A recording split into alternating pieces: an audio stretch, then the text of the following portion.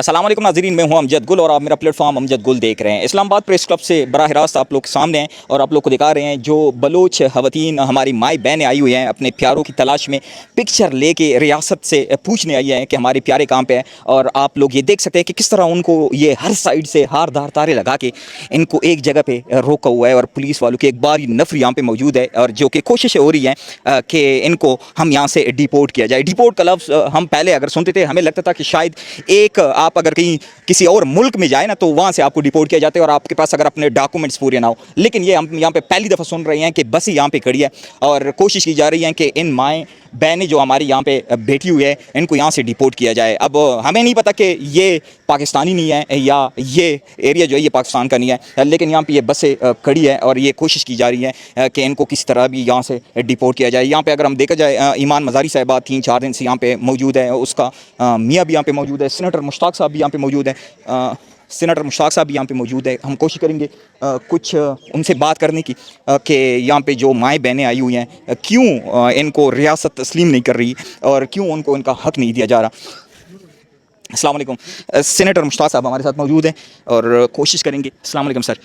बहुत शुक्रिया सर, आपने टाइम दिया। अच्छा सर, ये बलूचिस्तान से हमारी माएँ बहनें आई हुई हैं, क्या ये पाकिस्तानी नहीं है या ये जो एरिया ये पाकिस्तान का नहीं है, ये क्यों रियासत तस्लीम नहीं कर रही इनको? देखें, इस्लामाबाद को इन्होंने एक ओपन एयर प्रिजन बना दिया। ये एक खुला कैद खाना है और यहाँ पर मज़लूम को आवाज़ उठाने की इजाज़त नहीं है।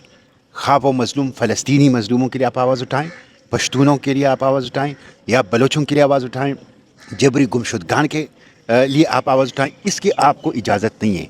और ये जब आप करेंगे तो आप देखें कि खारदार तारे हैं, रास्ते बंद हैं, पुलिस की डिप्लॉयमेंट है, प्रिजन वैन खड़े हैं, गिरफ्तारियों के लिए गाड़ियां आ गई हैं और खौफ का जबर का एक माहौल और फ़िज़ा है।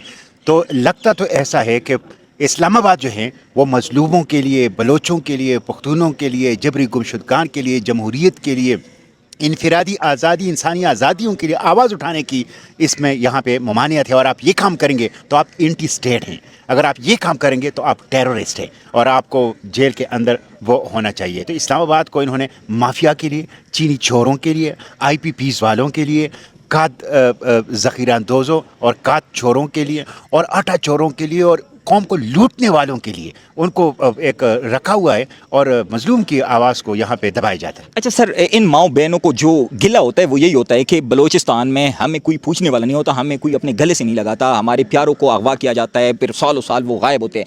लेकिन अब ये हम अपनी आंखों से देख रहे हैं, हम इन पर तनकीद भी करते रहे कि ये शायद कहीं से राह से फंडिंग वगैरह लेते रहे, लेकिन अब हम यहाँ पे खुद अपनी आंखों से देख रहे हैं कि इन लोगों को यहाँ पे कैपिटल में इस्लामाबाद प्रेस क्लब के बाहर भी कोई पूछने वाला नहीं है।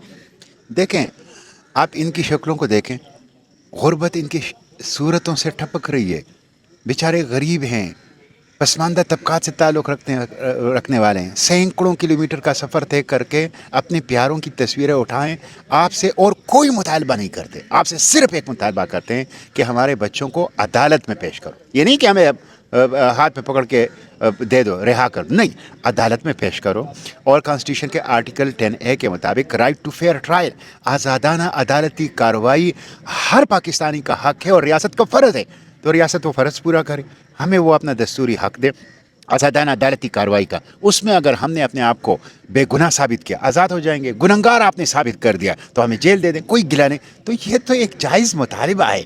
इस जायज़ मुतालिबे को न सिर्फ आप ये कि पूरा नहीं कर रहे, बल्कि इसके लिए जब आप ये लोग आवाज़ उठा रहे हैं तो आप उसके ऊपर वाटर कैनन से हमला करते हैं, आप उनके ऊपर जबर करते हैं, आप उनको खौफज़दा करते हैं, आप उनको दहशतगर्द करार देते हैं, आप इनको गाड़ियों में ठोंस कर बंद करके वापस बलूचिस्तान भेज देते हैं। तो ये जुल्म है। एक आखिरी सवाल सर, डिपोर्ट का जो लफ्ज़ है वो हमें तो ये लगता है कि आप किसी मुल्क में जाए बगैर डॉक्यूमेंट्स के, इलीगल जाए तो आपको डिपोर्ट किया जाता है, लेकिन यहाँ पे ये बसेस खड़े हैं कि इनको हमने डिपोर्ट करना है बलूचिस्तान। अब ये पाकिस्तान नहीं है, पाकिस्तान में नहीं आए या वो कहीं किसी और मुल्क के। ये बड़ी अफसोस की बात है कि इस्लामाबाद एडमिनिस्ट्रेशन बसें लाई हैं जो कि नज़र आ रही हैं और इसमें इनको गिरफ्तार करके ठोंस के इस बलूचिस्तान वापस ले जाना चाहते हैं और इसको इस्लामाबाद इंतज़ामिया डिपोर्ट की टर्मिनोलॉजी इस्तेमाल करी, डिपोर्ट की इस्तिलाह इस्तेमाल कर रही है। तो ये तो ख़ुद पाकिस्तान के वफाक के ऊपर हमला करने वाले हैं इस्लामाबाद इंतज़ामिया। क्या इस्लामाबाद कोई और मुल्क है और बलूचिस्तान कोई और मुल्क है?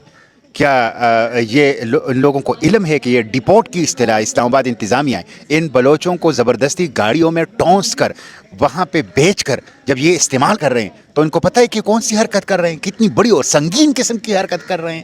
پاکستان کی قومی یکجہتی, سالمیت, جغرافیے کے اوپر کس طرح کا وار اور کس طرح کا حملہ کر رہے ہیں. میں سمجھتا ہوں ان کے اندر عقل ہی نہیں ہے. سینیٹر مشتاق صاحب ہمارے ساتھ موجود تھے. ہم نے ہمیشہ سے دیکھا ہے جہاں پہ ظلم ہو رہا ہوتا ہے, جہاں پہ مظلوم کے ساتھ آواز اٹھانی ہو مظلوم کے لیے, وہاں پہ یہ ہمیشہ کھڑے ہوتے ہیں.